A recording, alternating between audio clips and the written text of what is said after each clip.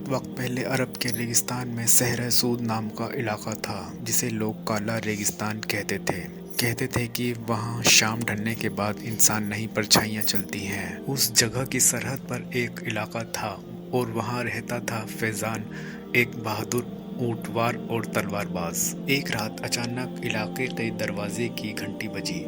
دروازے پر کھڑی تھی ایک بزرگ عورت جو کانپتے ہوئے بولی، بیٹا، میری بیٹی غائب ہو گئی ہے، اسے کالے ریگستان کا جادوگر لے گیا ہے۔ فیضان نے سنا اور بنا دیر کیے اپنا خنجر اور مشال اٹھائی۔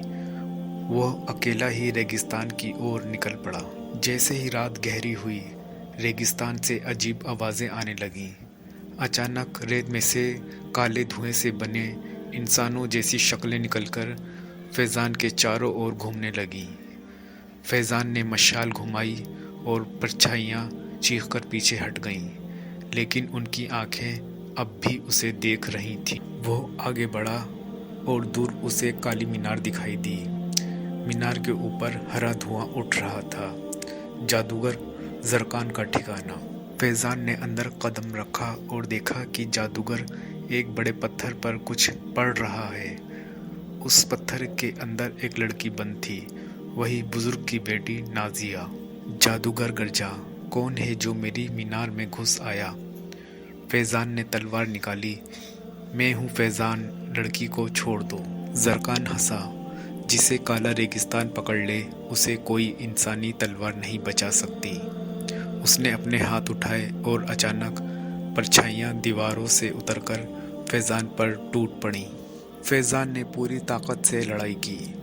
تلوار کی ہر چوٹ پر پرچھائیاں دھوئیں کی طرح بکھر جاتی، پھر جڑ کر واپس آ جاتی۔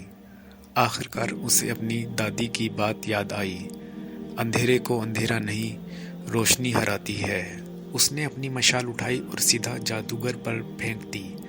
جیسے ہی آگ نے اس کے کپڑوں کو چھوا، جادوگر چیخا اور اس کی طاقت ٹوٹنے لگی۔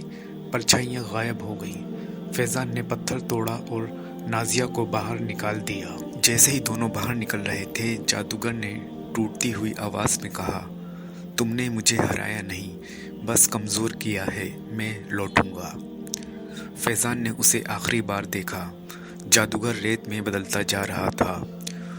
پھر وہ اور نازیہ لوٹ آئے۔ واپس آ کر علاقے کے لوگوں نے فیضان کا استقبال کیا۔ بزرگ عورت نے کہا، تمہارے حوصلے نے کالے ریگستان کا ڈر مٹا دیا بیٹے۔ لیکن فیضان کے من میں ایک بات رہ گئی۔ فیضان نے بتایا کہ زرکان نے کہا تھا کہ وہ لوٹے گا۔ لوگ کہتے ہیں آج بھی کالے ریگستان کی ریت کبھی کبھی ہرے دھوئیں سے چمک اٹھتی ہے۔ ایسے ہی اچھی کہانیوں کے لیے اس چینل کو سبسکرائب کیجیے۔